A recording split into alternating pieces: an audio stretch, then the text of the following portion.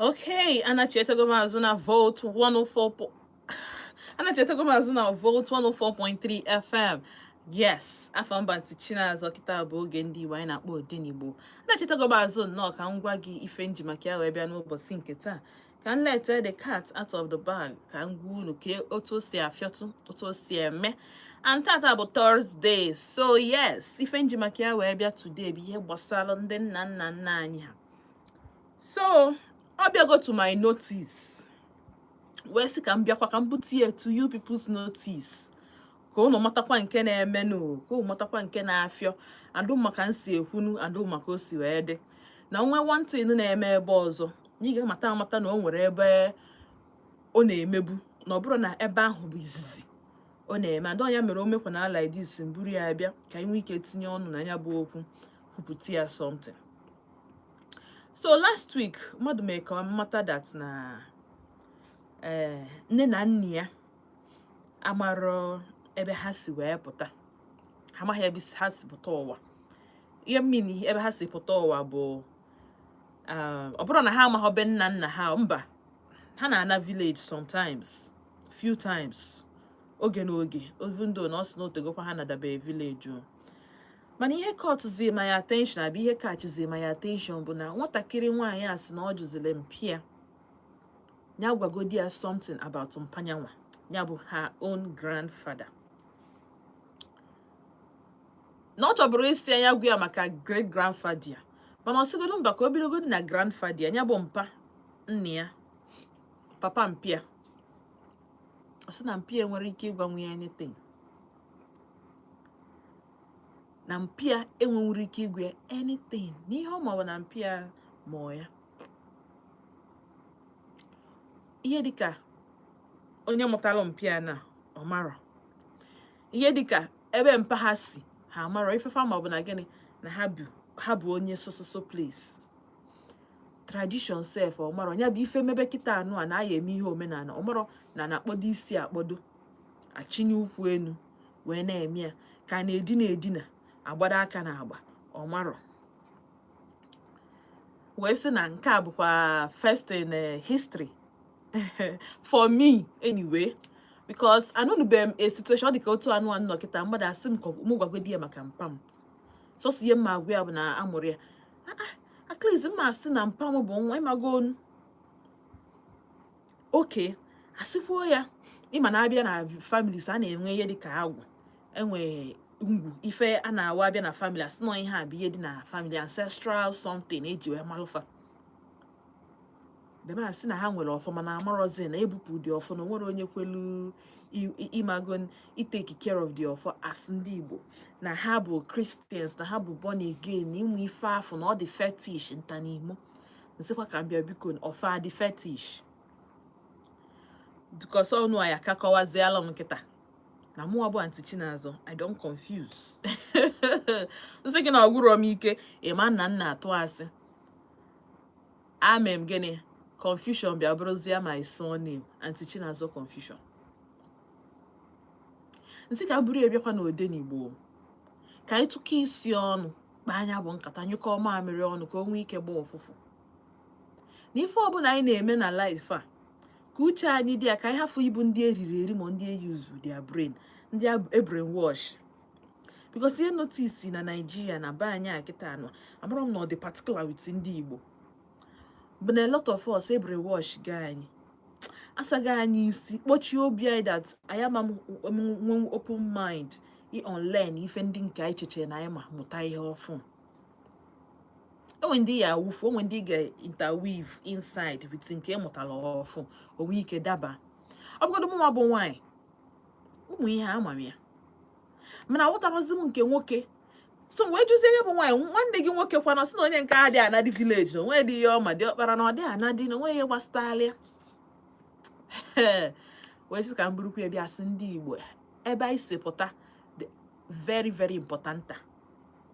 Ọ dị oke mkpa. So wee sị ka m mepekwa efe online ka anyị jukere ka anyị marụ nnọọ ụmụ ihe ndị a gasị asị ọfọ asị onwe apart from ọfọ nwekwara ọzọ na-adị n'ezinụlọ gasị. Achọrọ m ka anyị mention chaa ya ka anyị malụ nke dị fetish, nke bụ n'ọnya bụ nke ajọọ ya, nke njọọ ya, nke ọ ya wee ije mee kịta asị mba gbaba n'aka, ka anyị malụ nke bụ nke. Then na nwata nwaanyị a na-egekwe ntị maka na the worst case bụ na ọ sịkwa na alụ ndị befa ka eje jụọ ese ka amalụ ka ihe dị na befa, amalụ ọfọ na ihe adịghị agakwudi ọfụma na befa, ka amalụ ka o si aga, ka amalụ ife na-eme. Mpi asịsị kpọọ pastọ. So in this situation na ka anyị malụ this is the right way to go, ka otu a ha si eme ya ọnya bụ nke bụ the best, ka o nwere ụzọ ọzọ a ga-esi eme ihe ofe anụnwa ọ bụ ihe ọjọọ dịka o sue gbasalụ gịnị ndị Igbo. Kpọọ m na 07060485853 ma kpọọ na 09155708347.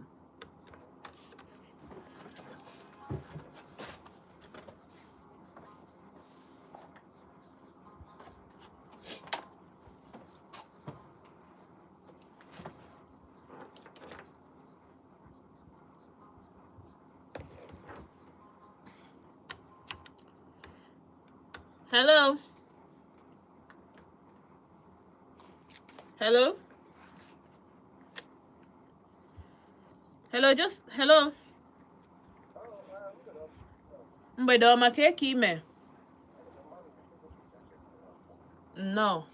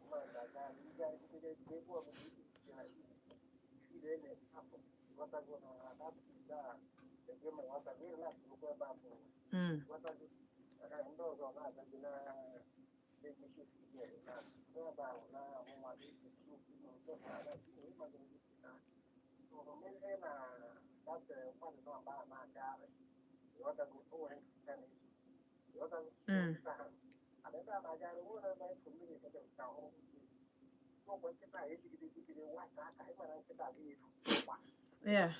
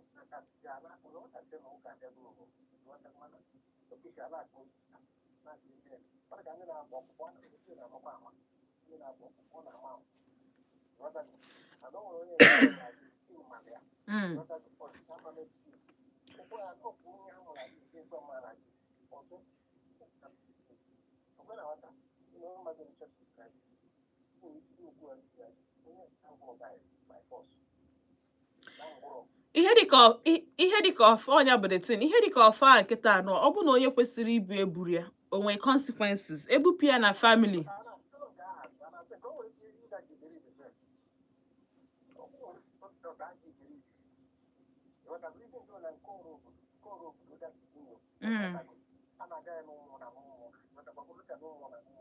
ndị ebe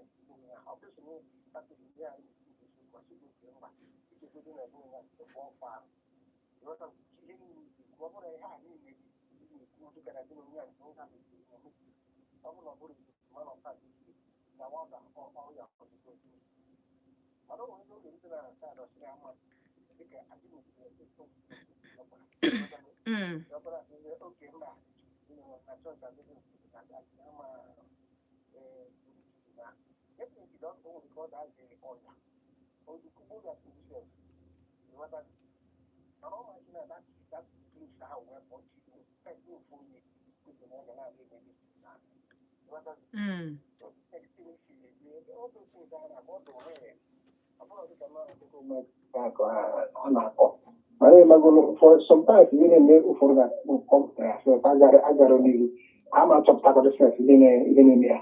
The quality Herman Mahemir. What I do soon, we can do more Tarafama too.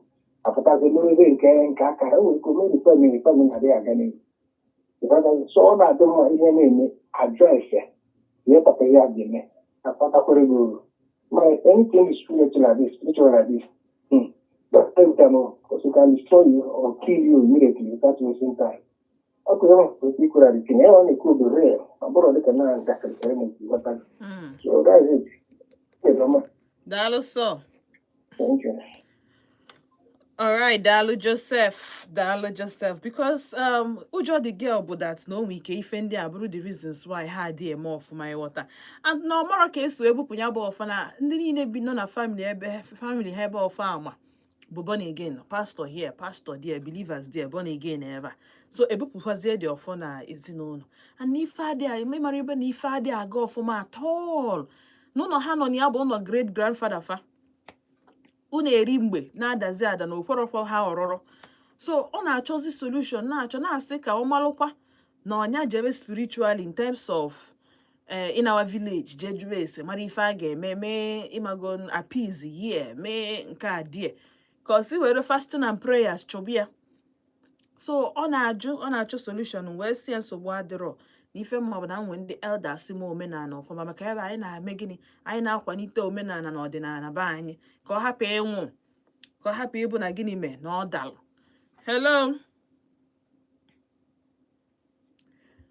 hello gbatịnata redio gị ka ime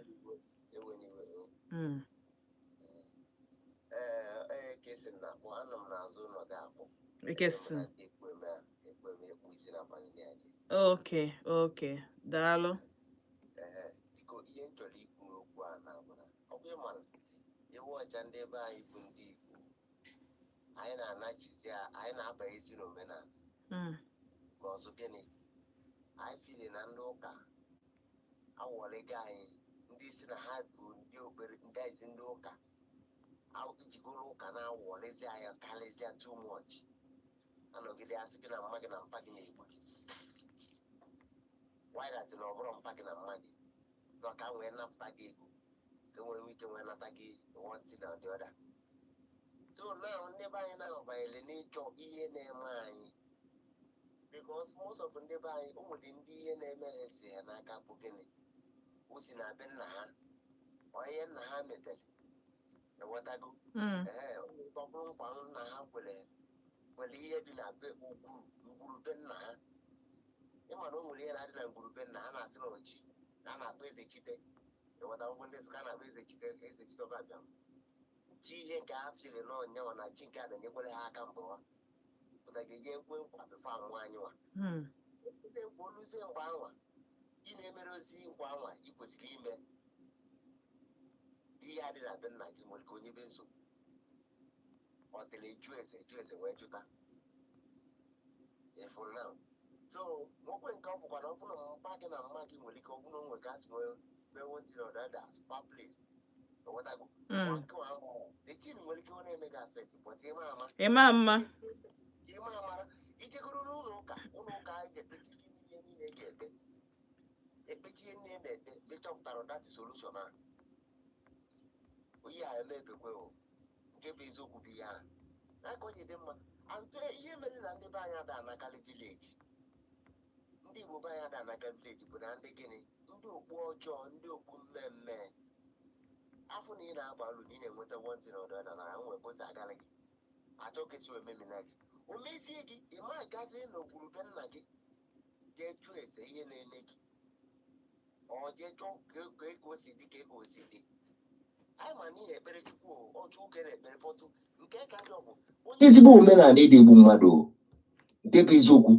onye na-eme ezigbote omenala ụdị egbu mmadụ ọ na-asị gị ka o mee ya ka ọ nya nwụọ tosi oge emepụ onye ọbụla ga-eme ka ihe nke a ghara ịgarịa nya garala onye ahụ ya bụ ezigbote onye omenala ọ bụrụkwa omenala ndị nke a na-emepụta ego eje ka eme asị gị kpụta efi na ị ga-akpụta nka ezigbo omenala ada anakwa gị ego ihe ọ ga-asị gị bụ ọ gazialị gị gị bụ ekene eze chiteọkọbịa gị bụ ekene ya efuru ka esi eme ya bụ ezigbote onye omenala ọ bụrụ ndị nke bụ isi ka agbara gị afa maọbụ ka emere gị nka asị gị na ị ga-enweta 100,000 na ị ga-enweta 1 million na ị ga-egote nka mgbaji isaa ewu isaa na nka ofu efi ka wee gbara gị afịa ka wee emere gị nka ndị nke abụrụkwa ezigbo omenala ahụ nke bụ eziokwu bụ ihe ahụ ezigbo omenala ga-asị gị inweta ọjị ịtọba 1 naira obere ego kacha nwee pempe n'ego anyị ọ gaziere gị ibe nye ekele ibe kene nye ọ onye bụ ezigbo omenala ọ ka esi kụziere anyị ama m na mmadụ m kere ka m agbagote tugu m because onye nọ na 40 abụrụzi obere nwa so ọya bịa na-eme ndị be anyị kwesịrị na-ahụ na vileji jụkana nna gị ịjụọ nna gị ịjụọ onye ajụjụ ihe dị otu o nwere fọm ajụjụ gị ọbụla nna gị anọrọzi ndụ like mụ na mgbe m pere mpe ka mpa m nwụrụ mma m nwụrụ about 6 years ago or 7 years ago ka mma m nwụrụ but mpa m mgbe ahụ m pere mpe m na-esokwe na-afụkwa some certain things mpa m na-ekpere Chukwu ọfụma onye Anglican ka ọ bụ ọ na-ekpere Chukwu but o nwere some certain things ọ na-eme ịmakwa na ya bịa ije ju nna ha bụ gịnị ije na ngwurube ya ọ sị oke nekwe edo otu a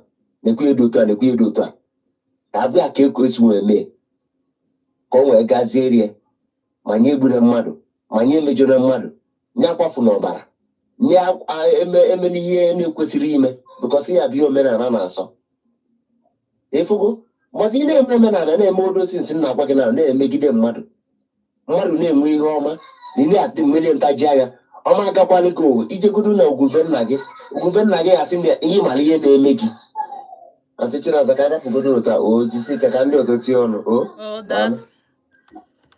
daalụ sọ unu anụgoni ya na ọ makwa maka ndị ọzọ na-emetụtakwa ọ bụ ọkwa maka onye iji maka ya wee bịa n'ụbọchị nke taa ịma na ihe niile anyị na-ekwu bụ ka o si wee dere mụ na gị because the truth is that na ọ na-emetụta everybody o nwere onye nwe by your side ha dị na village ha mara ancestors fa mara ife a na-akọ n'ụlọ ha amaghị omenala anyị awalinwu ha na ha nakwụdị ebe nna ha sef ọ dị very appalling and a lot of these people nwere grace iche ike ihe ofe ahụ mean ofe minere ihe ọjọọ ofe minere integrity wealth and the truth then integrity o mini na ezinụlọ ahụ ọ na-ahụ some certain things unu need kwa na ọ na-eme like this unu uchu na adị a kunu marụ nke unu na-eme o mini na ezinụlọ ahụ ga na-akwụ nya unu ga-amụ eziokwu na-akwụsị ike n'eziokwu ka mmadụ ihe na-eme unu ebe o si hello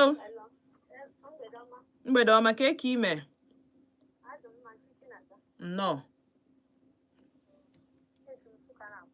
nnọọ o kee maka ndị Nsụka ka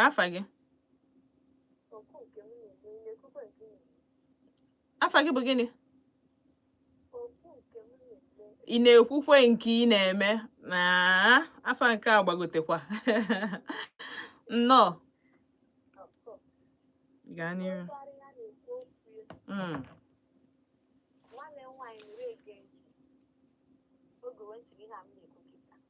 okay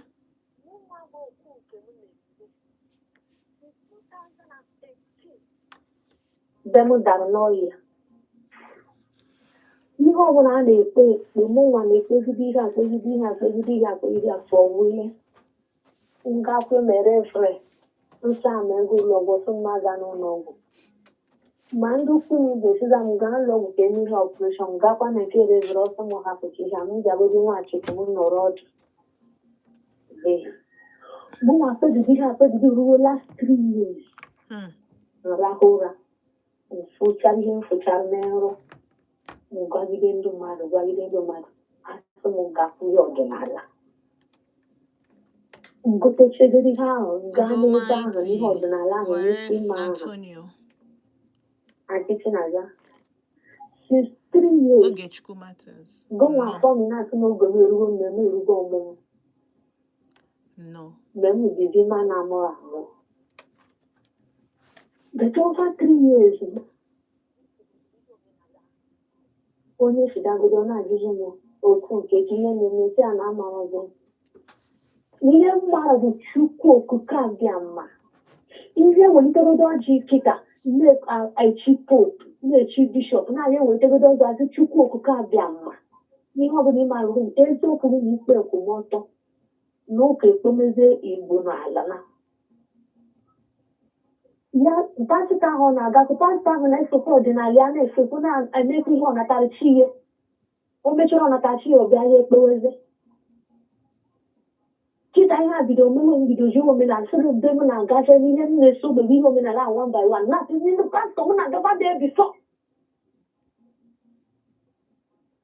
ekpechi ha nwaje ya setụlụ ọdịnala ya bịawazie ya ekpeweze anyị nweze praise the Lord ya laa ya chọwazi o mechi ihe ọdịnala a mụnwa na-agwa onwere ọ bụrụ na o jide ego mechi ọdịnala a difrodu bifo Disemba na ọ ga-afụ ihe bido etegharị n'ime ndụ ya ọ bụkwa achọgba na ọ na-asụ kribi ihe ihe a ka ihe dị ihe a ọ bụrụ na ọfụ ahụ atụwere ihe na-emezi n'ebe anyị Nsụka onye ọfụ ahụ ruru na-eji ụka obodo ọfụ ahụ tụwere ọgọteze krọs owe krọs wee debeze ndị ukwu na-emezi mitin na-eji ezigbo okenye mgbe onye ahụ bido okenye ahụ ọ pụtazie ewuzi krọs ahụ debeze n'etebụl okwu a na-ekwu ha na-ekwuzi n'elu krọs ahụ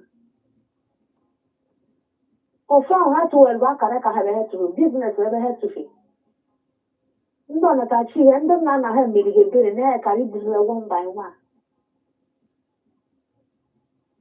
karịa sikwuru ọdịnala mgbe ofere ụrara ozugbo ha nri ma ha nweta onwe ha ka ụra nweta ihe ọbụla ihe ha furu efu ma ile lachitezi azụ ya na tinye m nke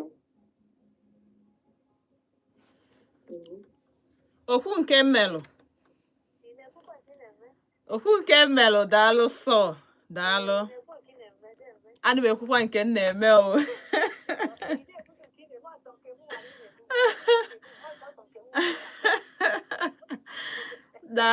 daalụ sọ daalụ ana m ekwukwa nke m melụ ọrụkwa nke m mekwalụ ana m ekwukwa ha onye ọ dịkwalụ mụ na ya ma ekwukwa mana ịmago nna ebe anyị nọ kịta na ihe anyị na-ekwu maka ya bụ gịnị ka o si gbasatalụ ndị mmadụ bikos enwere m ike ngwaba onye ahụ ọma nghọta ya ọmụnwa ma nkọwata nwa ya ọfụma otu ndị aka ochie ga-esi kọwa nwa ya mụ onwe ike ma ha akọwata nwa ya otu ndị okenye ndị nọ n'ime ndị fugoro left right and center ndị nke ọ ga-agba sị na nwatakịrị rigorigo n'ukwu ọjị n'ihe ahụ ọ ga-afụ na onye okenye ga-afụ ya tụpụla na afụ dị amụ onye mere o ji awọ nkwa n'aka osu dị mgbalụ bịa na Odenigbo ka anyị mee gịnị ka anyị tụkọọ uche ọnụ kpaa anya bụ nkata ntata anyị na-ekwu dịka osu gbasatalụ gịnị ndị ancestors anyị ndị nna nna anyị ebe anyị si wee pụta our roots anyị na-afọget sikwanye onye mere mmadụ anyị eji wee malụ onye bụ nna ya ma ọ mara ife dị na omenala ha asụ nwoke ọ nwekwa ka ọ ma dị hello alright cheta na nọ na live na YouTube anọ m live on YouTube ijekwa na YouTube gị in case ọ bụ na ị join ibe nya bụ subscribe be ịma nweta notification ma ọ bụ na ị subscribe on your notification mpọtakwa na live ị ga-afịa so a ga-enye gị notification mana ọ bụ na ị dị enweta notification just jee na YouTube mepee your search space pinye vote Odenigbo ị ga-afụ our DP ring just tinye aka gị ebe ahụ click on it ọ ga-lead gị directly to our live hello ka ime good evening o ka afa gị na ebe isi akpọ m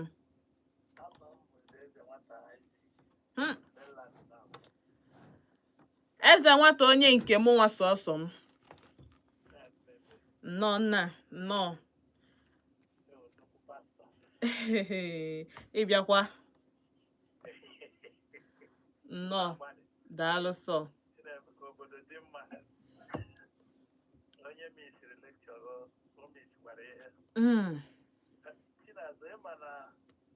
ụka ndị wetara anyị ụka wetara anyị ezigbo iwe ndị obodo anyị ndị ụmụnna nna nna anyị ha na-emekwa ezigbo ihe o maka ha ma njọ mara mma ndị ụka bịa tinye jara wefu ndị adịghị mma tinye nke ha ọkwa ndị be anyị na-emebi ihe ahụ niile dịka etu esi emebikwa demokrasi anyị nkịta so na ihe ndị be anyị na-eme n'aka ụka onye ọbụla na-aga ụka mana ihe dị mma ka a chọrọ ka a na-eme ndị nọ na township ada anara ụlọ ama mma ihe a na-eme mana anyị nwa dịka mma na-agwa gị okwu a nna m na-eme obodo wee ya na nne m na-eme obodo from A to Z wee mụọ m zụwa m mụnwa hụcha ihe niile m na m tụmeje ma na-amụọ ma na-eme ihe ahụ niile ọmụnwa wekwara ụka nata ka m chetara akwụkwọ elementary school ọbụghị elementary class standard wee kọrọ mama m na ihe ụmụ na-akọ na o nwere ụka na-efu ma ọkwa etu mama m si jebe ụka akwọrọ ya ma atụ kịta na be anyị so ịbịa o nwere ndị okenye ama nkọwatapụ na agaghị ndị ọrụ na kedu ihe jikọrọ nna gị na nna onye a o nweghị ọkwa okenye m ọ na-adị echukwu okike akwa night mana ihe gbasara anọ m bishọp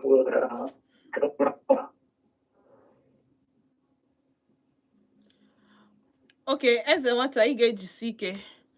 Eze nwata biko jisi ike kpọghachi anyị azụ. Anyị adịghị anụzi ihe ị na-ekwu. Jisi ike kpọghachi anyị azụ biko. Hello. Good evening. Ka afa gị na-eri ka ime. Kedu afa gị na-ebe isi akpọ m? DJ Olimbo ke ka ntị wee bịa. Nnọọ DJ Olimbo, nnọọ sọ. Daalụ. Daalụ.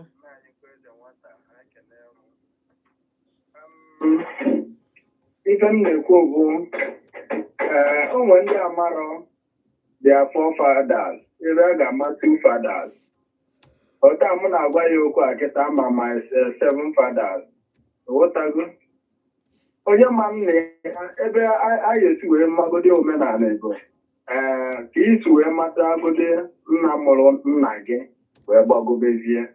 O nwere onye ga-asị kịta bụ afọ grandfather ya na ọmarọ abịa na township anọ na township a nara ụlọ. O nwere ofu nwanne anyị nwoke kwuru sị na ọ na-abụ na because of ndị ọjọọ nọ na village. Ọ bụrụ na ịchọpụta na ndị ọjọọ nọ na village na ha ayekoro ka ị nara ụlọ, a na-akwado ndị afọ akwado wee nata maka na no place like home. Mmadụ ekwesịrị ịtụ ya ọsọ na be nna ya ịghọtago na because na iso wee nwere obodo mana ụfọdụ ada aghọta. So ọfọ eji o nwere ife a na-akpọ ọfọ eji aga ọfọ n'obodo. O nwere ụfọdụ ndị amanọ na o nwere ihe a na-akpọ nzu na-eji aga ọfọ n'obodo. O nwere ndị na-amalọ ife a na-akpọ odo na-eji aga ọfọ n'obodo. O nwere ndị amalọ ife a na-akpọ ose ọjị na-eji aga ọfọ n'obodo. Na-amadị ihe niile a ma ndị ụfọdụ ya mana ha amalọ ka o si wee na-arụ ọrụ. Ọgwụgwụ azụ bụ ihe na-emekele ka ụbọchị anyị wee chawapụ. Kedu etu oke abịa ama kedu igwe ka ụwa anị nke mmadụ na oyiyi nke mee ka ụbọchị gị chawapụ ya ka eji eruzu eme. Odo ị na-afụ eji aga ọfọ na-acha yelo. Nke a bụ na n'otogo asị gị na ihe a edo na ndụ gị adịgo mma n'ihe ọjọọ n'ihe ọjọọ ga-akụzi n'odogo ọnya bụ udo ahụ. Ịghọtago? Ose ọjị na-afụ eji aga ọfọ. Ose anara aga iji ifere. O nwere ije ị na-eje n'obodo ị na-eje ebe ọbụla ị na-eje ọ dị ka iji ụjọ dị na ya maọbụ ihe ndị tụta ma ndị ọjọọ anụwa ndị na-akpa nsi iji kwara nne ose ọjị okwu ebego. Ghọtago? So ọjị ọ na-abụ ejikwa aka gụọ ọjị Igbo ewepụta ọjị ọ bụzi na-abịa bubatabazie gboro. Ndị Igbo ejiburu gboro wee na-eme omenala ọjị a na-akpọ gboro mana kịta ụfọdụ jizi eme omenala. So ya bụ ọjị na-abụ ọgbụgba ndụ ejiri ọjị wee gọchaa ọfọ wee agbago ndụ ịta nta onye nke ọzọ taa. Onye ọbụla na-echezi nwanne ya ife ọjọọ na ife ọjọọ ọ ga-abụrụ ya basuse nna. Ịghọtago? So mana ndị mmadụ ada aghọtazi onwezi onye na-anya ka ụmụ ụbọchị m na-agwa ya okwu sị gị na-adị akọzi akụkọ iro. Ọ na-abụ okenye nọrụ ụmụaka akpọdobe ya nso na-agbalị ozi ọkpa ozi gị ga-gote m nke a ma ọ gote m nke a o jee gote ya okenye nọgide ọkọ ọrụfa akụkọ mana ha agbata ibe eji wee sị na onye nwatakịrị na-eso okenye na ịtahụ ose ịta ọjị ịghọtago ọ kụziere gị ọtụtụ ife kụzie gị ihe dị n'omenala gwa gị na nwanne anara emekọ uche nwanne ya na nwanne anara anụ nwanne a na-akị ya ma na ife na asị gị kee akwụkwọ kirikiri mgbade anara ata ọsị gị na nwanne anara anụ nwanne ya mana ụmụ ife a kịta onwezi onye mazi ife bụ nsọ nwaanyị anọ kụzie gị ihe bụ nsọ na-enu ime ihe dị otu a n'ọbụ nsọ ijekwu nwanne ya dị na aya nọ nsọ lee na ije nnọọ na nwoke enwere ike ife ọsọkwa nwunye mee na travel ije nnọọ na akwa gị na nwunye ihe na-arahụ ije kpọrọ nwaanyị ọzọ jee nna ya n'ọbụ nsọ ọtụtụ ihe ka anyị akụziere gị ịghọtago mana kịta onwezi onye na-ama ụmụ ihe a tụọ na ọ na township amụọ nwatakịrị nke gbamaala ụbọchị nụ na mmadụ mụ nwata eto agbọghọbịa ọna ọ na township n'Enugu ebe a wee gbaa nkwụ nwaanyị a na-eme ya eme n'obodo a ịgba nkwụ bụ n'obodo ọ traditional marriage ka a na-akpị ya ọ n'obodo ka a na-agba nkwụ mana kịta a na-agbazi nkwụ na township so ụdị ihe a bụ ihe jọrọ njọ so agụba ọtụtụ ife na o nwere ife a na-akpọ ikolo bụ ife na-abụ ọ daa n'ala Igbo ama na njinjiji ọ na-abụ ọ bụ na ikolo daa n'obodo ama na njinjiji dịka ọ bụ na o nwere ka igwe si wee naba obodo afụdebe ma nnukwu mmadụ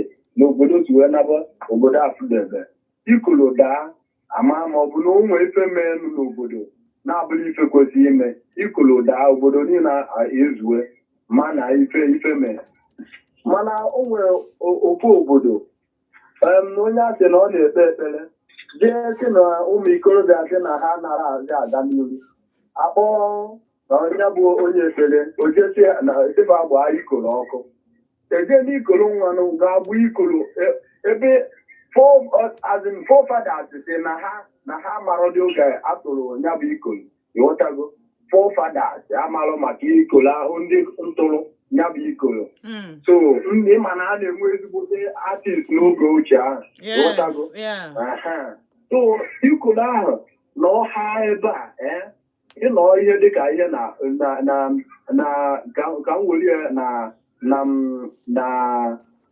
ka ebe m ga-ekwu kịta na Old Park ọ bụrụ na ị kụọ ya ịma na ọ dị ajụjụ ọ ga-aga far more than 300 meters away ịghọtago ịma na ọ bụ ihe obodo ji wee bie onye ekpere asịsị gba anya ọkụ agba anya ọkụ ife bee ka anyị mere o nwere ụmụ ikorobịa nwanne aga n'ihu ịghọtago onye ma maka ya one of my friends MC onye ozi so wee nata wee si gbogoro ụmụ ikorobịa si ya na arụ mee ịghọtago so wee bụrụ ụmụ ihe a ihe na-eme ya ka ihe chọrọ ihe nne m ka ọ ragoro m ụta ka m laghachi ana m abịa biko lechapụkwara onwe gị afịa my brother nọ nke onye gbatalụ na mbọ ka o ya eme gịnị ka o ya eji wee na ịmana ife anyị na-eme n'ife niile anyị na-eme bụ gịnị ego nni Chineke nyezie gị extra ịma na ọ gọzi gị n'iso na ndị agha a na-asị na enyekwa grace agbaka m mbọ wee ego nni hello ka eke ime ka afa gị na ebe isi akpọ m ị nọ na shọpụ mụnwa sef na-enye change ijikwa nke ya eji enye change ọ dị important save you tomorrow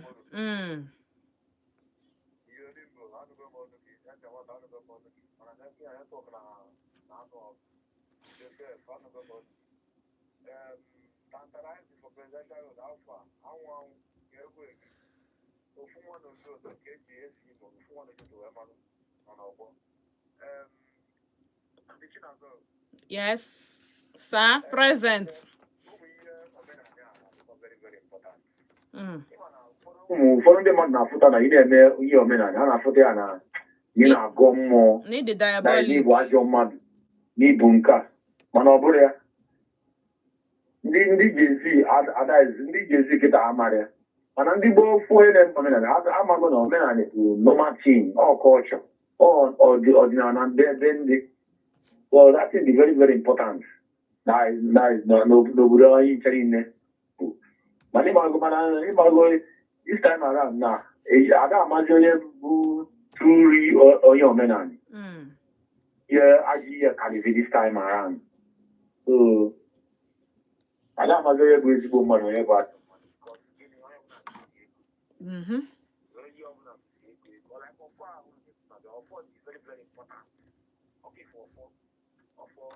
because for that thing is very very important your after na mmadụ ọ bụla aka gị dị ọcha adị na na-ejikwara m onye ọfọ tuto gịnị aka gị dị ọcha ihe ọ bụla ya tinye na-akpọ ọfọ that is very very important na ndụ mmadụ mana ụfọdụ ada ama a na-afụta ya na iwere ọfọ na-ekpe ekpere n'ịbụ ọgọ mmụọ n'ịbụ arụsị ịbụ nka ọ nwere ndị mma bụ na-eme ihe omenala mana ọ nwere bụ na mmadụ kwụrụ aka ya ọtọ omenala na onye na-ebu baịbụl alahụ ụla eji ebe ọbụla na-eje ebe ọbụla dị ya mkpa n'ọnya n'aka onye a dị ọcha na onye a ga-eje n'igwe echi I don't believe on that. Okay, too much of holiness ịtụgharị ya na azụ ịfụ na onye a n'onwe ihe ọzọ bilong like mụ na ngata mee ihe wute onye na-eme ihe omenala ka ma onye na-ebu ụmụ ihe chọọchị n'isi so ọ bụla ya because onye na-eme omenala aka ya kwụ ọtọ ọma mme gị ajị ihe maka ọma na mme gị ajị ihe ana na onwe ya ana obe ndị guys ga-enye ọsọ so ọ bụla ya so ya dị olimbo okwu the Oliver course I go everything. The Oliver will confirm.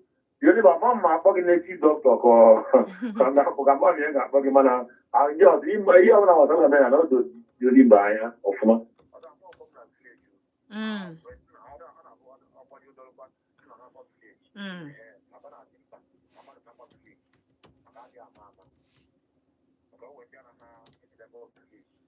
Very very important.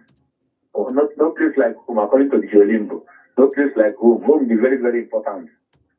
If you go to if you home, Kabaro, Nada, if all Maka go to village, now holiday, not a month, 2 months, where Maka Yamalupa, their relation, and be very, very important. By the Maka Yana, Anna Suki, Bobo, Katana Sulu Ibo, Adiokom Danka, like one, Adama Makam Oibo, Ibo. It was very, very important. It's not solo market Oibo, you know, or make no sense. I don't follow that. So I'm teaching us.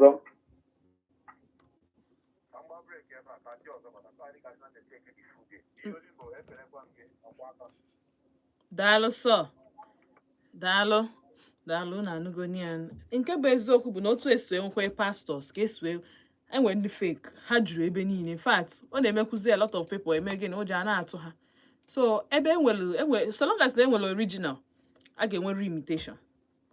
Ọfọsịkwa kịta agụụ dị n'obodo. The thing bụ na otu ịnọ kịta anụ a, onye ife onye na-agwa gị eziokwu ị ga-ama. Your God spirit ga-agwa gị, mmụọ gị ga-asị gị onye a na ọ na-ekwu eziokwu. Hello. Ka ime? Ị na-chetala azụ?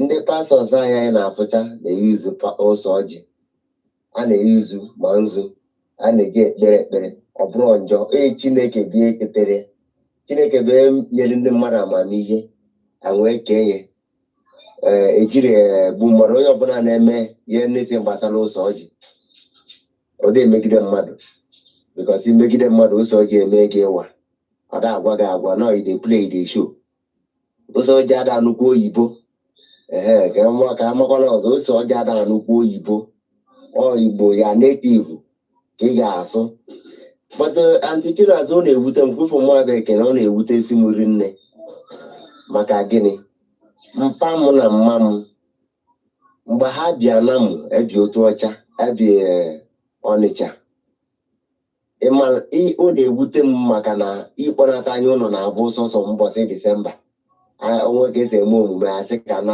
anaba Krismas ọtịla nwụọ apụta ka ọ nwụrụ ka anyị totebe anyị nọ nwaanyị bụ ndị nọ Legọs ịmago ndị gabara Legọs ji gbaba mbọ nwa ọ na-ewute m riri nne na o nwere some certain things ọ na-akụziri m before ọ na mmụọ bụta o nwere nke ọ kụzi ma ọ bụ mụ abụọ ekezi na ngwa gị ana nsị gị na mụ abụọ ekezi na-ada nwa ọgwụ oyibo ime ekwete ere ihe ọbụla gbasara ọgwụ like ọgwụ mmụnye malaria typhoid afọ ọsịsa mmụnye ya niile na akpịbara mmadụ na ụlọ ka agwọ seta mmadụ ekwefu nke ahụ ọ sanyechere m ọ dị ka a na-asanye onye nke a bụ nke ọ bụ ọsanye my brother my sister ọ nọgide asị m ekere m biko kedu ka esi esigbe ọgwụ mba esi kụziri mgbe ahụ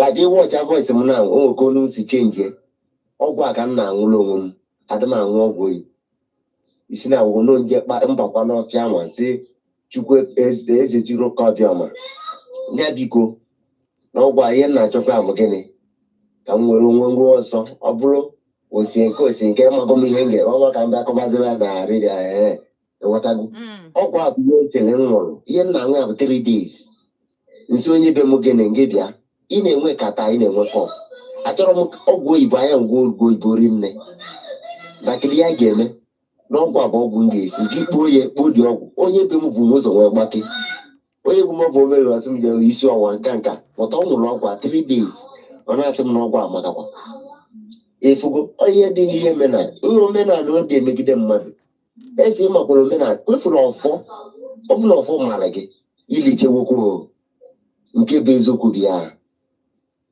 ime ichegodo ime gị oke na ị na-eje ụka oweche gị ji ọfọ nwa kpọtụ esi jikwa ọfọ nwa bụ gịnị ịma ife oji ịma asị na oji bụ ọcha mgbe ijide ọfọ laịlaị ime emenwu ya mmadụ si nye gị ya si gị detelie ọ mmadụ ana-akpa nkata kesi wee megide mmadụ ma iji ọfọ ma ọfọ dị gị n'aka isi oke ka idesa ọfọ ọsadị ka iji eme nke ahụ ka iwe megide mmadụ na-ekwe gị na ọnwụ gị ọfọ bụ ezigbo ihe dị very important mkpa bụ onye jie ime megide ndị mmadụ ga na-esik advice from you gwa bụ onye ọfọma bọtụ nga anyị nwere ike isi niile eje ụka nwee kwụsịrị ike n'ụka ịkwụsịrị ike ụkwụ gị ụlọ ụka ọ bụrụ ịmara ọkere ka esi ekpe ekpere esi ka ime fasịn nwa ime emenwu dị fasịn ịfụgo mbodo owe omenala ime emenwu omenala ọ na-ewute m nne na mma o nwere ive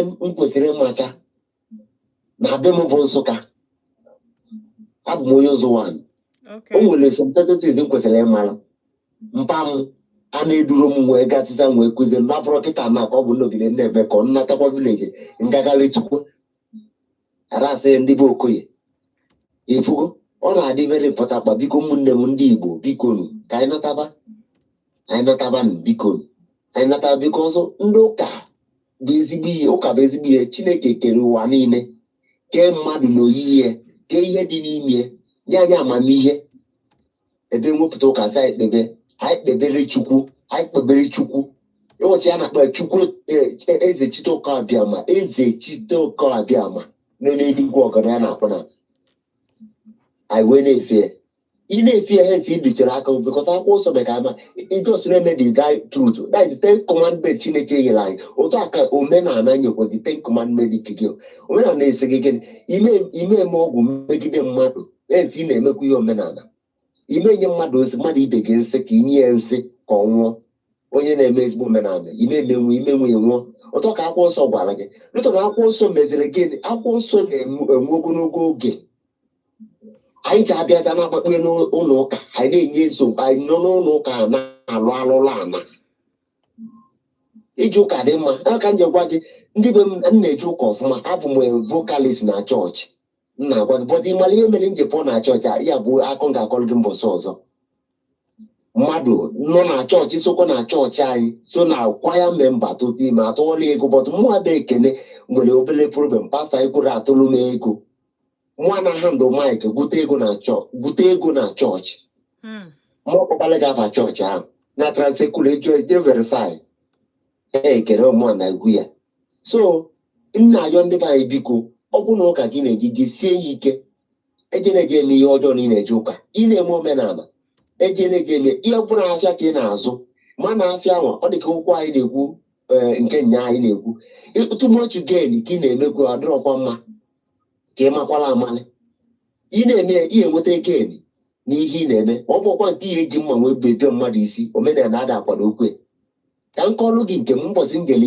ndị be nwunye m ụfọ n'onwe m ịmana ebunyere m nwunye m bunyere m mmanya ọ na-asị m dadi m wụfuo dị mmanya ịmagonu nwunye m bụ onye eze agụ nsị abụọ na o nwere chi na-edu m na dike anyị na-afụ onye anyị na-afụ bụ onyere ọnwụ onye abụ Chineke ekechego m wee kpọọ m dese n'ụwa onye ga-egbu mbụ Chineke asị na mbọsị ọsị m bịa ka m naba maazị ya naba ifugo ọsị m mmanya a na-eme amagokwu ya na-eme ndị ya zara na ama kesa nsị a gị na-enwe mmanya anyị mana alachapụrụ m mmanya since 2017 mụ na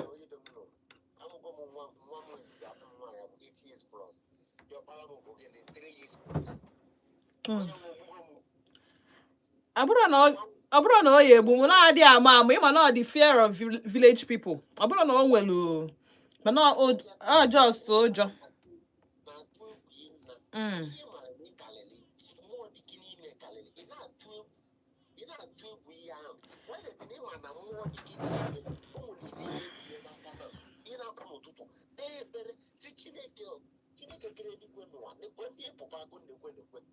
ọ bụrụ arụsị ka ọ bụrụ ị na-egburi ọbara isi a na-epụba akwụkwọ ya dụrụ gị jee bata ose gị anyị na-afụ ego ole ka na-elie ọzọ ọkwa gị ife ọ na-alụ ụzọ na-ebute ya adịchi n'aza na-egwu na ụlọ edukwere gị ụzọ ndị ajọ ụmụ ama afụ gị anya ma onye mara ka isi eme ya ọ bụrụkwa mgbe ị ga-aba isụgbalị oyibo a na-asụli oyibo ka ọra m n'ọchịchị n'aza dịka onu Ekesin daalụ sọ for that insight. Of course, I'm at that na anyị nwere a lot of Chineke na-enyere anyị gifts onyinye. Agwa gị that na most of these ọjị Igbo, alligator pepper na ndị otu ya. Ị mana herbal drugs so na ụfọdụ n'ime ya dị n'ime ya. Ụfọdụ n'ime ya ọ bụ na ọ bụrụ fa ncha dị n'ime ya mana unu aya ama. Unu na-aṅụ ya unu aya ama mana enye unu ejide n'aka gị mba na oyi egbu oge ebe gị onube ga-arụbe gị isi tụnye gị enu tụda gị ije ọkụ mmụọ ọ dị egwu kpọọ m na 07060485853 ma kpọọ na 09155708347 mpike kọla ka m gaa na YouTube because enwere m a lot of messages ebe a. Hello keke ime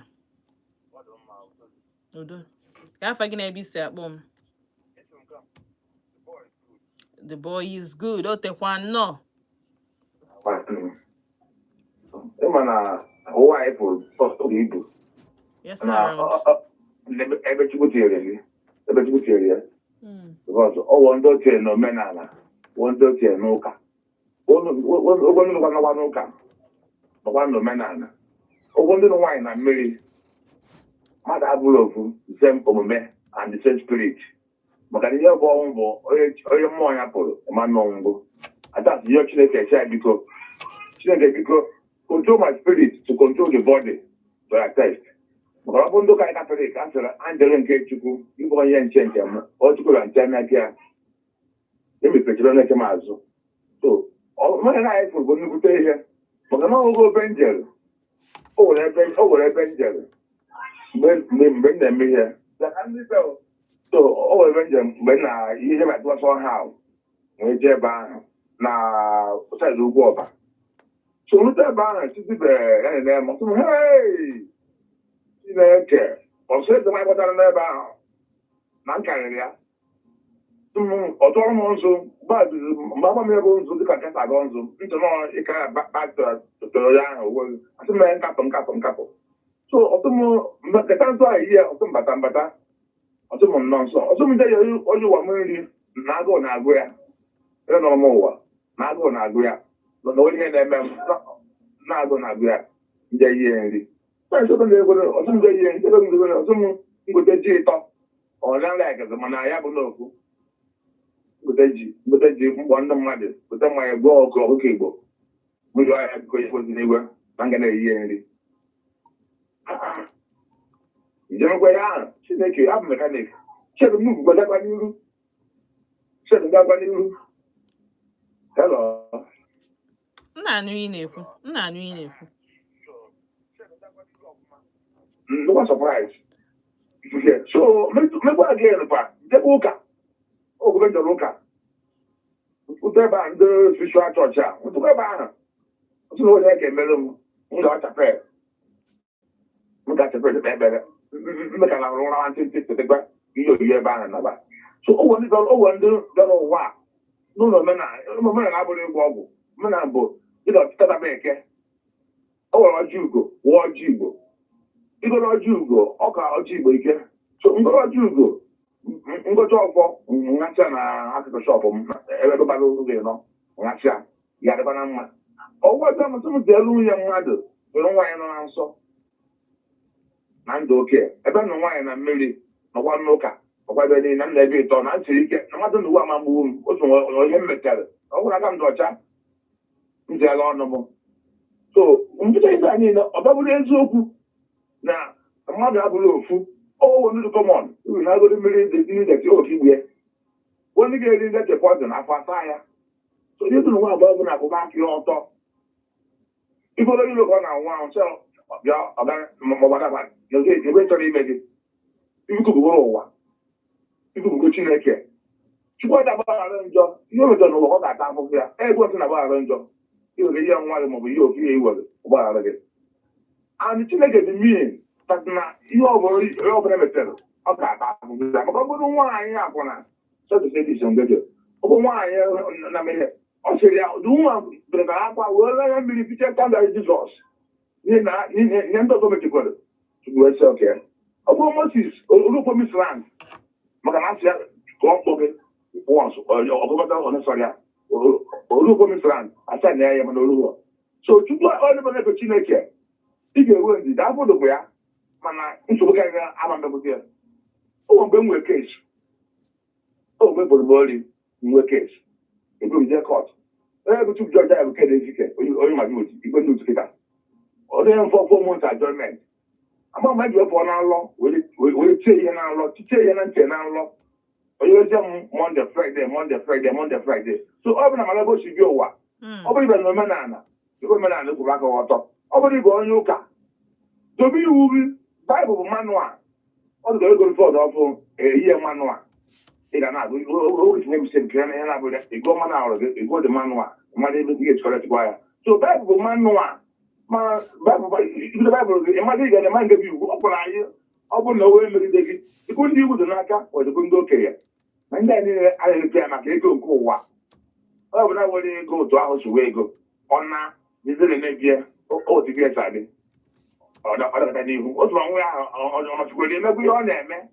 so Chineke dị ọ bụrụ na ewe God ewe spirit onye bụ ọnwụ onye mmụọ ya tụrụ ịma n'ọnwụgo ihe ebukata mmadụ oriche nri nabawụọ ahụdị amadaba mmụọ ya tụrụ ọnwụọ that I tell God please Chineke control my spirit to control the body that I tell that doesn't make me blame my spirit tell what did you happen body ahụ ji mee mistake n'ọgwa ka ọ dịara n'aka atata ụra asị Chineke nke igwe nyere anyị aka na ndụ anyị do maka mmadụ ewere isi isi na taa nwaanyị ji lapụta ekwensu igburi egbu ịgbajide aka onye mere chapụ pepụta anyị onye chụrụ anyị gị bịarapụtara ya anyị taa Chineke n'iji ji ebe ekwensu bụ to praise God or that devil can praise God that devil can praise God so ma ọdụ devil Chineke oge so ụwa anụ nwaanyị pụrụ na ndụ n'ime ya a na-enwe ndidi na-amụ ya amụ na nsọ bịa ịgotekwe ije ụlọ mmanya ha na-eme mgbe nọ eto m n'ikwu nne m asị m nata mbọchị eke ka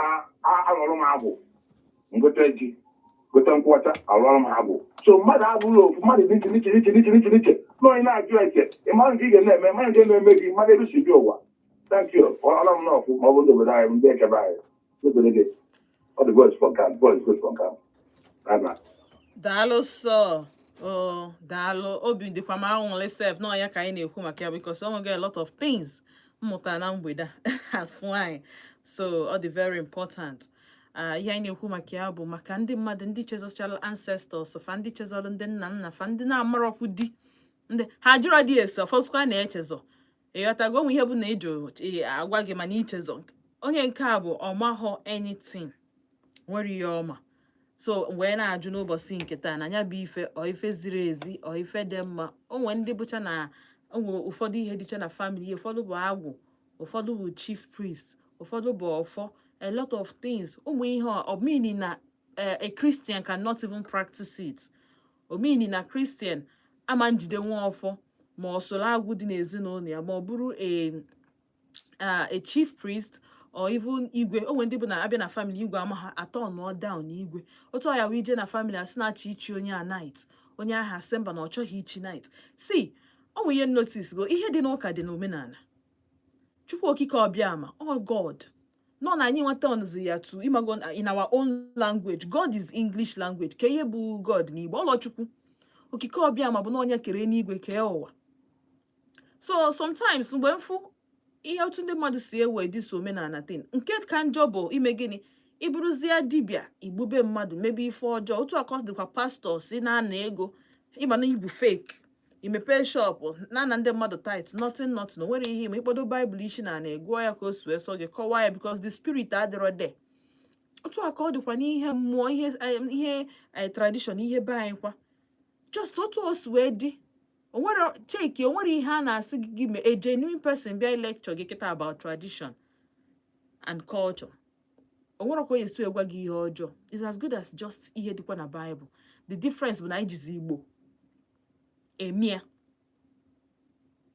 o nwezi ka anyị si ehazi nke anyị because otu ndị nna nna anyị si wee hazie ya o nwere friend of mine ekwubugo m this thing before na ha ji eme omenala ebe ahụ na family ahụ ama mgbu mmadụ na ha na-achụ ego igbuo mmadụ na ị na-achụ ego ị ga-anwụ otu aka ndị be nna the person mere ya o nwere village ọ ga-abịa ije kịta ịtụta ime wee bịa bodo ya a son of that village ịgbagota na-ekunata nwa ndị elders ekene nwanụ nke nwa na lutere ụlọ nke eme ife niile ekwesị ime n'isi ya na within 1 week nwa ahụ ọ ya anwụ ọ tradition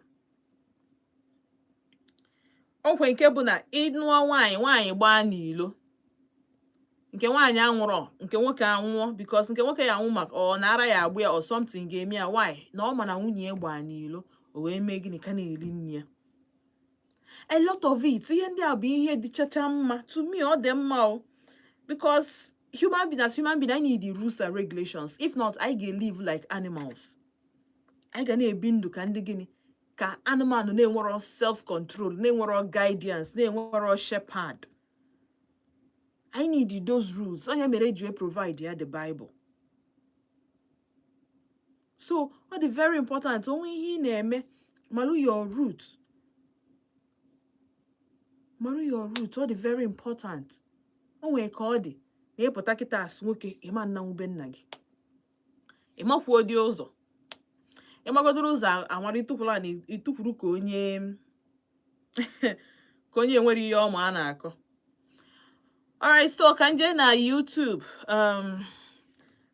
YouTube page anyị just ka nkọpụta few things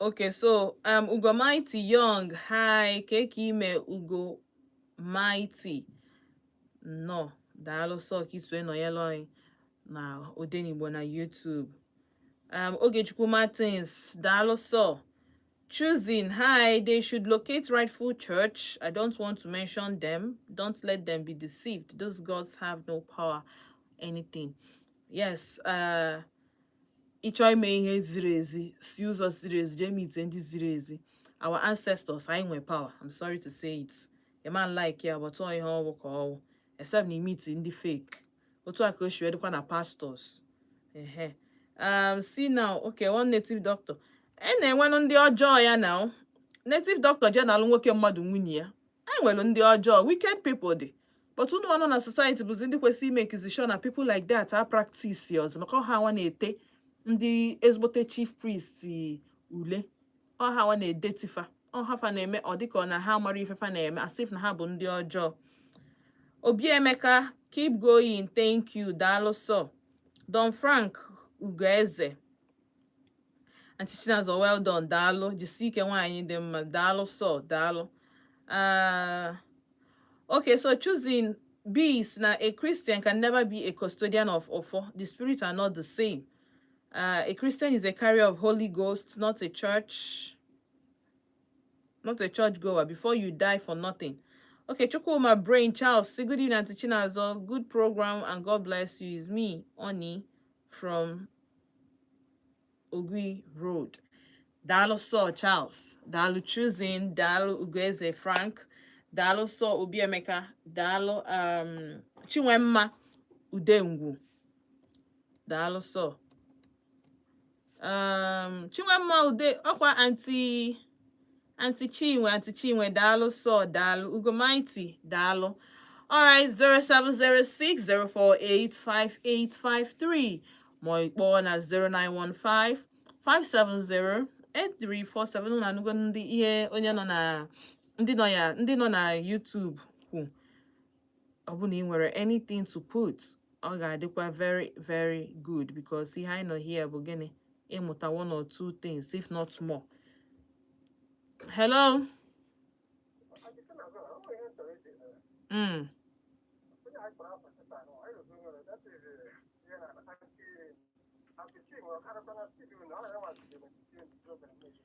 Honoros in the studio, but on ekara efia. Aunty Chinazo knows. All right, dalo so. But Aunty Chi when I join Anyi when she can online, of course. Bo nwere ike ya or join ya online because we join ya n'ụbọchị nke taa. Hello. Good evening. Ke ime? Ọ nwunye gị kpọgodo m first. Ewo gbanyalụnụ m biko, gbanyalụnụ m. Gaa n'ihu.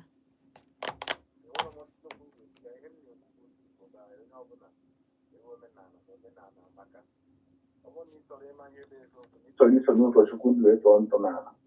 The man gets a woman fully because every woman and other one called near women are behavior. When I see you can touch, when you go to Bacau Hanabo, when I see any woman and I hate me or don't hate 1 year old. Very low women and willing you need women who are water. So when you may look at some mother, you know, come and I didn't look at. They here, Tona and Jim and Nagan for how my hair will carry it. So this is me. I am for you. I can never move. Dalo so. Dalo. Even though they gwara ya afa gị na ebe isi akpọ. Onye onwe ya na-atụ egwu. Onwe ya na-atụ egwu, ihe adịkwa egwu, my brother. Daalụ sọ. Oh, daalụ. Oh, onye nwe onwe ya mana onwe ya na-atụ who are we? Inwe onwe gị mana still onwe gị ka na-atụ gị. Who are we? Biko avoid kwa anyị. Hello. All right, ka nji sike kpachapụ ofu egwu ka anyị kpụọ ofu egwu dị mma. Okay. Message to the youth. AV Edna Ugoli. Ka anyị gaa na cheta azụ. Na chetakwala azụ. Anyị bidokwa ebe anyị kwụsị pick a few calls before anyị apịachie for today. Cheta na ị nọ na Volt 104.3 FM. Afa mba Aunty Chinazo na-asị gị daalụ ka ise nọnyela anyị so far from 4 wee ruo kịta obere oge kịta anụ m pụọ na studio maka na oge na-emezikwa rapụ. So agara ebe ọbụla nna na cheta azụ ndewo.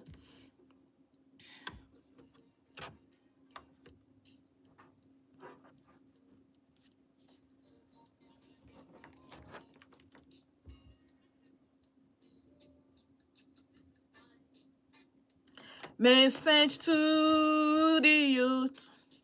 This is my message to the youth. Don't you Fight for your right, though.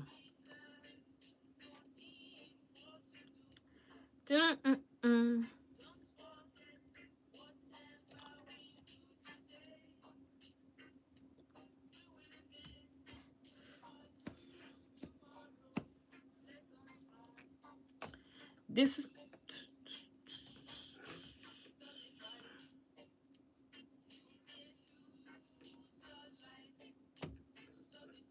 Stop the fight or you will lose your life.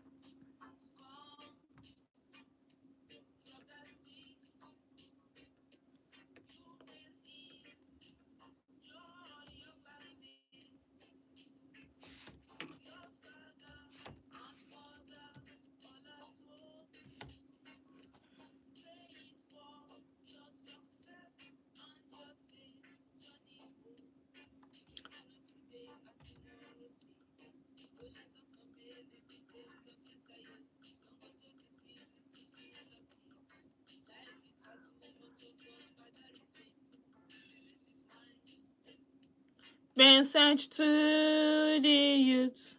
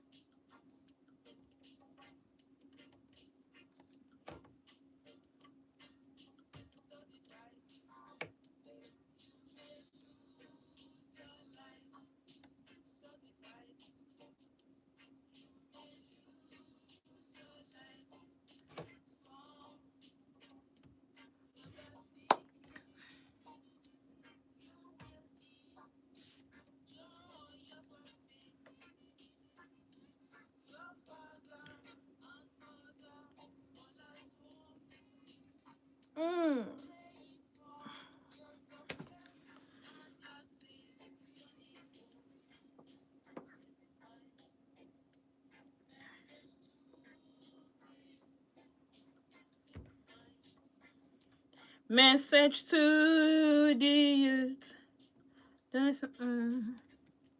Message to the youth.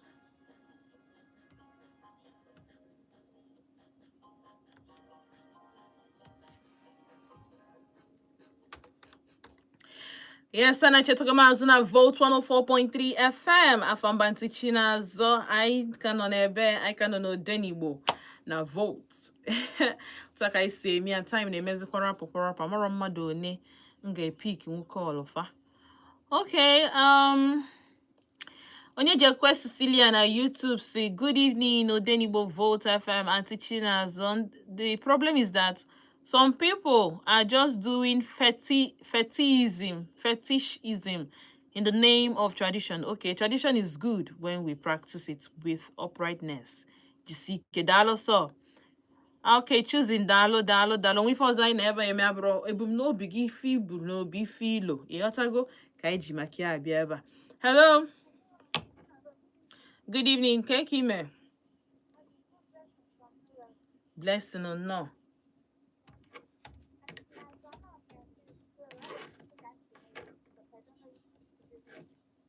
Hey, yeah, and I you know how can see. I know I'm online. You check right now YouTube since.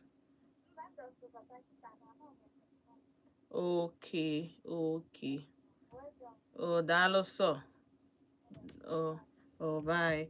Time adịrọzi nka anyị kọwala gị mana nke ahụ agago. Don't worry, echi na-egbu ụbọchị ọzọ. Next week m ga-ewetakwa ihe gbasakwala ịmago n'ihe omenala ka anyị tinyekwa ọnụ na ya maka na afụgo m na a lot of ndị Gen Zs amara ihe a na-akọ. Hello. Okay, good evening. Ka ime? Ka afa gị na ebe isi akpọ m, anyị dị oyi.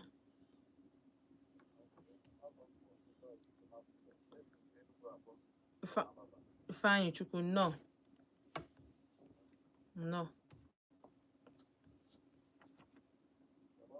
Nnọọ, gaa n'ihu, nna anụ ị na-ekwu.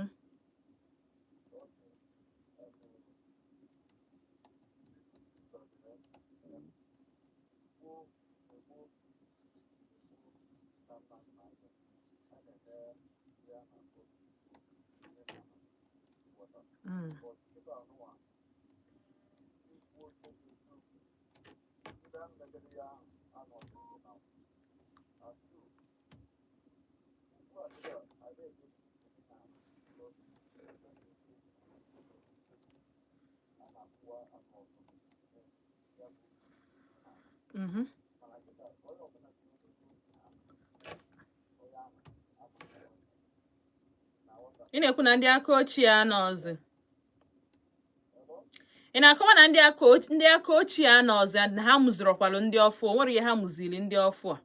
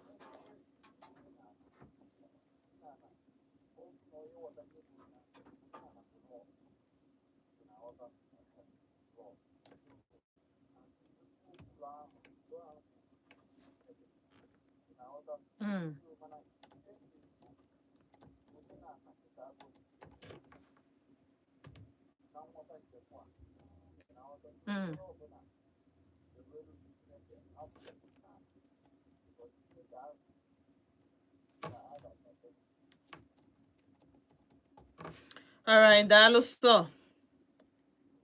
Daalụ. All right, so na-eme ka anyị mata na due to na enwerozi ndị dị genuine, enwerozi ndị akafa dị ọcha, na a ga-eme gịnị? Na a ga-ewepụ aka n'ife gbasara tradition kpebeziere Chukwu. So you should go and bury your tradition and your culture. N'ime unu emezini, unu esozini ya, unu nweke mee gịnị? Jee n'igwe. Hello. 1 minute. Good evening. No, biko inwe sọsọ 1 minute. Time agafe guy.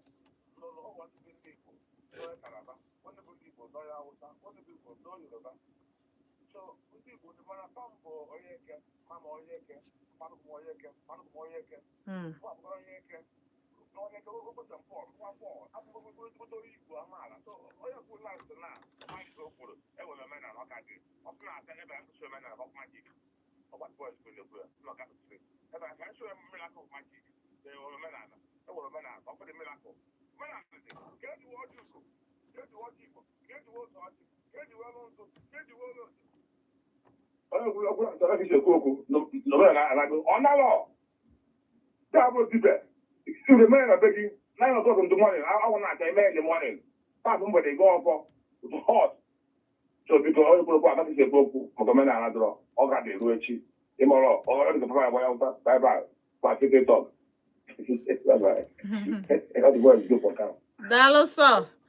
Daalụ. Ihe njiwe like ya ndị nke m bụ na anyị na-adịkwa serious mana anyị na-akparịkwa amụ, ịghọtago?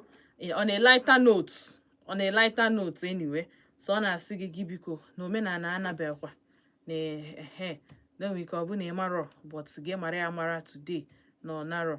All right, ebe a ka m ga-abịa na njedebe n'ụbọchị nke taa. Si unu daalụkwu nso nọnyelụ m. Time adịrọzi, oge agafego. Nwaanyị ka m bụ, obere ka m ga-ekwu. I just have a little, just one thing nweke ikwu gbasara okwu a because ihe niile unu ekwucha gị ihe nchọrọ igwu unu bụ na cheki ebe isi wee bịa. Ọ bụ na ife adịghị aga ọfụma n'imeketego fasting, mee fasting and prayer, mee nke because this family na-adị sure na ha emeketego fasting and prayer. For ndị be ha niile bụ ndị pastors na ndị ha emeketego fasting and prayer ọwa ọkụrụ. Go back to your root. Jee cheki ebe the problem si. Ọfa ahụ ebupụ na bu nke ka esi wee bupụ ya, ebupụkwara ya ọfụma. Then ọ bụ na ebupụrụ ya ọfụma, ndị bụ unu kwesịrị na-ekwu eziokwu, ha na-ekwukwa eziokwu. Unu na-ebodo mmadụ ife omero, unu na-ekpuchi eziokwu aka. Kwesịrị ọnya ka eji root dị very important ka ị mara ihe ị na-eme na ihe ị kwesịrị, whether na ịbụ a Christian or not. O nwee ebe isi wee pụta.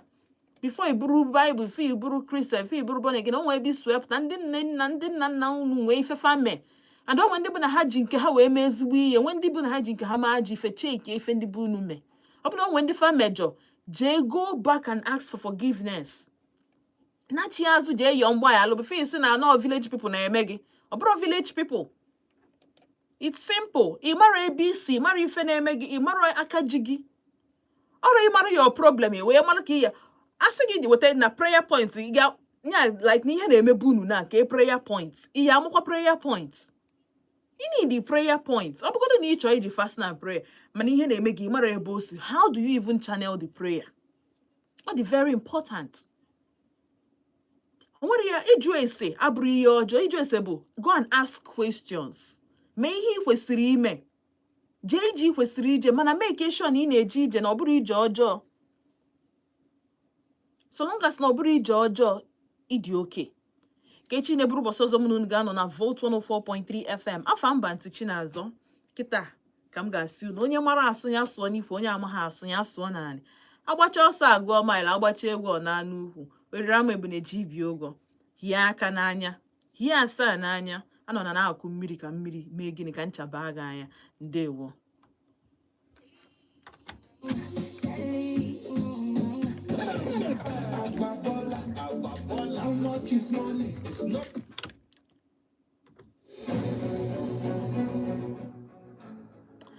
All right, guys, I have to take the news now.